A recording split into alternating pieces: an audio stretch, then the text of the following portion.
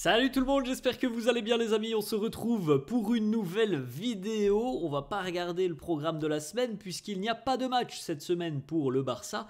Le prochain match c'est lundi prochain. Là c'est semaine quasiment de repos pour les joueurs alors que d'autres équipes comme le Real par exemple joueront la Ligue des Champions. Donc ça c'est un avantage, on en a parlé un petit peu hier. Et autre petite information, c'est déjà le cadeau d'Hansi Flick à ses troupes. Après la victoire hier convaincante une nouvelle fois face au FC Séville, Hansi Flick a annoncé avoir donné 3 jours de repos aux joueurs. Et voilà, la petite déclaration, je leur ai donné 3 jours off, ils vont pouvoir se reposer et surtout ne rien faire de stupide. Donc retour à l'entraînement prévu jeudi pour le Barça, voilà, 3 jours de repos et ça les amis, c'est quand même quelque chose qui n'est pas négligeable à ce stade de la saison, d'avoir quelques jours pour pouvoir un petit peu recharger les batteries, pour pouvoir un petit peu aussi se reposer en plein mois de février, c'est quand même quelque chose de très important. On regarde les amis les unes des quotidiens catalans, le quotidien Mundo Deportivo qui titre A2. Le Barça revient en Liga, le Barça est à 2 points maintenant du Real Madrid et à 1 point de l'Atlético Madrid, donc la bonne opération du week-end elle est bel et bien pour les Blaugrana qui se sont imposés hier du côté de Sanchez-Pizjuán face au FC Séville sur le score de 4-1. On continue la une de Sport qui titre Golpe à la Liga, le bond en avant au niveau du classement pour le Barça qui a réalisé la bonne opération du week-end avec encore une fois une prestation convaincante. Ce début d'année 2025 est très très satisfaisant pour les Catalans qui n'ont pas manqué l'opportunité de recoller au niveau du classement. On continue avec donc le résultat de cette rencontre, 4-1 pour le Barça hier du côté de Séville. Lewandowski à la 7ème alors que le Barça avait fait une très bonne entame de match, récompensé donc directement par Lewandowski à la 7ème. Très bonne entame de match, beaucoup de pression sur le but sévillan. Égalisation de Vargas à la 8ème, alors c'est assez dingue puisqu'ils ont égalisé sur l'engagement du côté du FC Séville. Et ensuite il a fallu attendre la seconde mi-temps où l'efficacité du Barça a été redoutable en tout début de seconde mi-temps. Les deux premiers tirs de la seconde mi-temps, ceux de Fermin, la tête de Fermin et c'est le but de Rafinha, les deux premiers tirs de cette seconde mi-temps qui terminent au fond. Et ensuite c'est Eric Garcia de nouveau de la tête à la 89e minute, une victoire 4-1 pour le Barça qui aura terminé d'ailleurs cette rencontre à 10 après l'expulsion de Fermin Lopez sur un tacle malheureusement non maîtrisé pour lui. Les chiffres, 64 buts en 23 matchs cette saison en Liga, ce qui est quand même très, très impressionnant les amis, c'est presque 3 buts par match en Liga. Et on sait aussi que avec la Ligue des Champions, la Supercoupe, la Copa del Rey, on est à plus déjà de 110 buts et on a déjà égalé le total de buts de la saison dernière les amis. On est même au-dessus alors que l'on n'est qu'au mois de février et ça c'est assez hallucinant.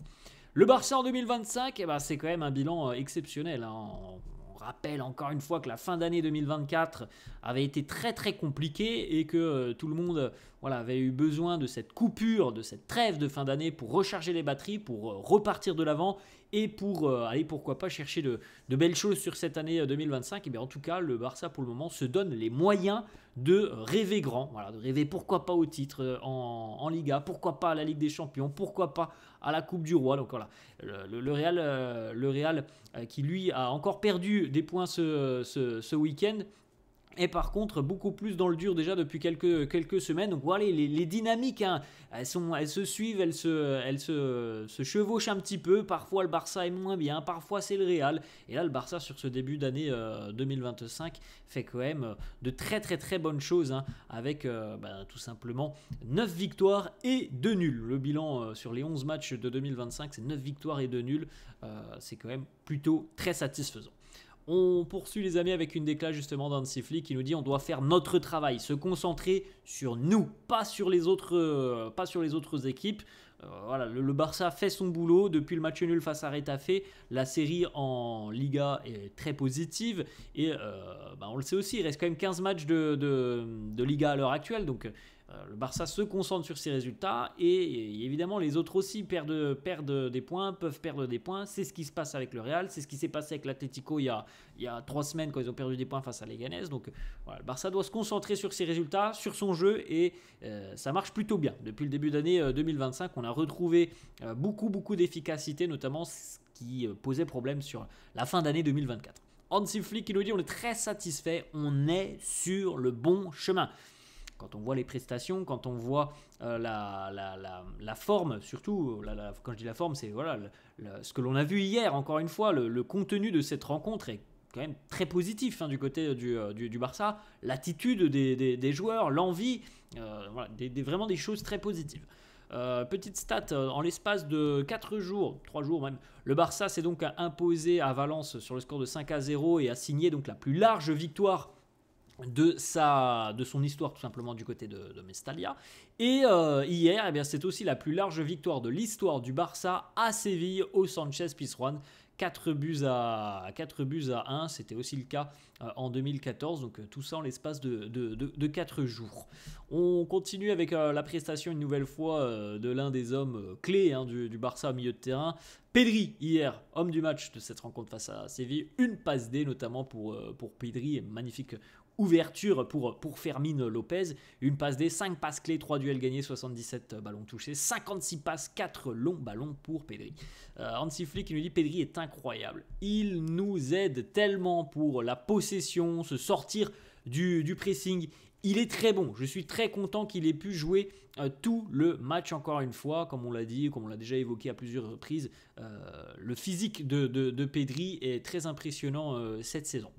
Autre déclat, celle de Pedri qui nous dit j'ai vu beaucoup de matchs où au Barça où lorsque l'on était à 10, on ne savait pas gérer. On a su le faire aujourd'hui, donc on est très content. Le Barça a terminé cette rencontre à 10, grosso modo 20-25 minutes à 10, et a même su marquer à 10 contre 11 le dernier but d'Eric Garcia. Et il est vrai que parfois les Catalans ont eu des difficultés à gérer des rencontres où ils étaient en infériorité numérique. On se souvient notamment il y a à peu près 2 mois et demi de la rencontre face au Celta Vigo après l'expulsion de Pau Cubarsí. Ça avait été quand même très compliqué sur la fin de match.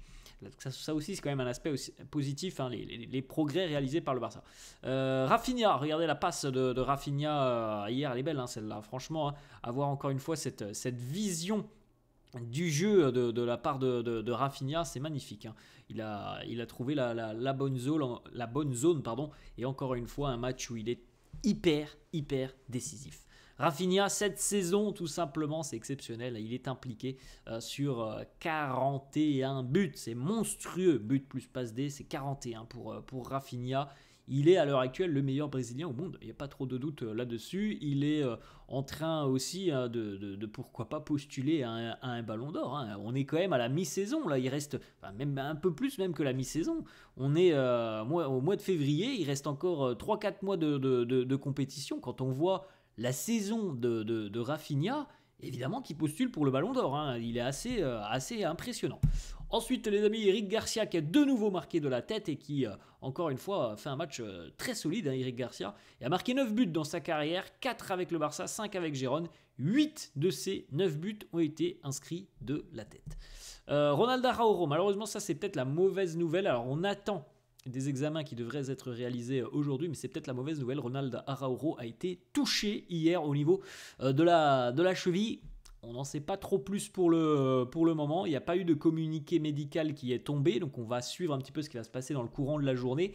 On espère que c'est pas trop grave pour l'Uruguayen, parce que on sait aussi qu'il y a eu des fragilités au niveau de cette cheville pour Ronald Araujo. Hansi Flick qui nous dit on faisait aussi un bon match en première période. Séville a bien joué. Le but de Fermín nous a beaucoup aidé, puis celui de Rafinha qui nous a libérés. Quand on a eu le carton rouge, c'était une bonne leçon pour nous car on a pu bien défendre. Voilà, on s'est servi de ce carton rouge du côté du Barça pour se repositionner un petit peu en 4-4-1 et ça a plutôt bien fonctionné. Hansi Flick qui nous dit ce carton rouge va servir de leçon à Fermín. Vous voyez d'ailleurs l'image du rouge, un tacle non maîtrisé de la part de Fermín.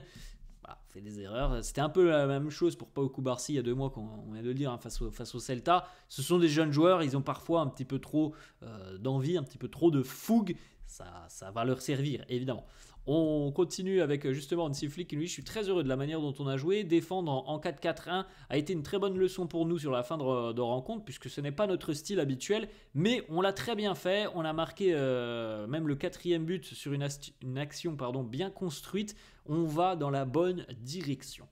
Ensuite, on a la petite photo, voilà, lorsque Fermin a été expulsé, le petit échange assez sympa entre Flick, justement, qui le prend dans ses bras pour le réconforter un petit peu. Fermin avait fait un bon match en plus de ça, donc c'est dommage de terminer ainsi, mais bon, ça n'entache pas la bonne prestation globale de cette rencontre de Fermin. Après, c'est sûr que le geste est complètement pas maîtrisé, le geste de Fermin sur le carton rouge.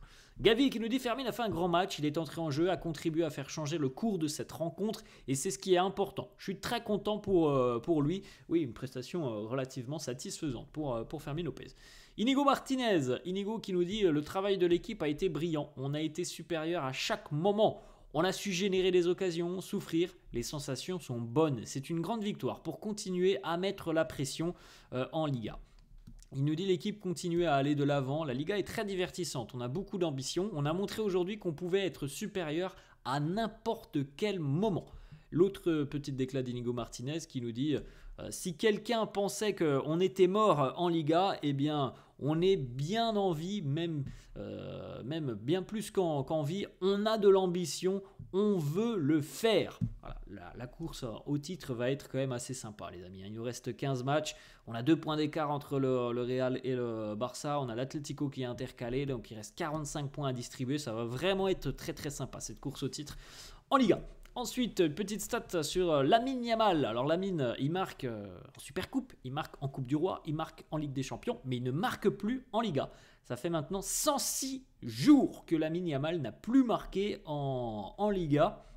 Et il a eu d'ailleurs une grosse opportunité hier en tout début de match, Lamine Yamal. Alors il a fait le bon geste, mais le gardien du FC Séville avait fait un très très bel arrêt.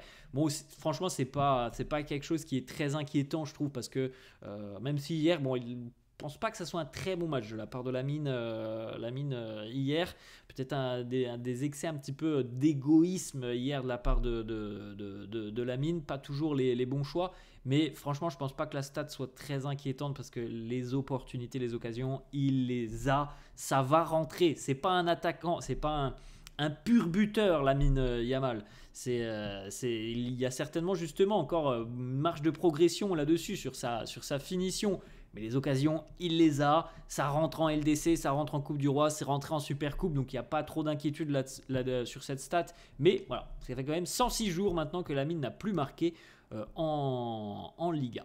On poursuit les amis avec des petits déclats d'Hansi Flick sur Ansu Fati. Alors premièrement, Ansu n'était pas dans le groupe hier. Il nous dit: Ansu n'est pas présent ce soir, c'est une décision technique. J'ai parlé avec lui, très honnêtement. Il travaille très dur, il est proche d'intégrer l'équipe. Hansi Flick nous dit: je l'ai dit avant le match, j'ai parlé avec lui d'une façon très honnête. Ce que je peux dire, c'est qu'il est sur un très bon chemin. Il est proche de l'équipe, c'est important. C'est un travail difficile pour lui et pour nous. Hansi Flick qui poursuit en disant: j'ai vu beaucoup de moments où il était à son meilleur niveau et c'est ce niveau que l'on veut retrouver chez lui. Donc voilà, ça nous laisse peut-être espérer que Ansu Fati va réintégrer le groupe très prochainement et qui sait, on espère, on lui souhaite évidemment d'avoir du temps de jeu sur cette seconde partie de saison. Voilà les amis, la fin de cette vidéo, j'espère que ça vous a plu. N'hésitez pas comme d'hab à lâcher un petit pouce bleu. Merci à tous ceux qui le feront, n'hésitez pas à vous abonner à la chaîne. Je vous souhaite une bonne journée et je vous dis à la prochaine. Ciao.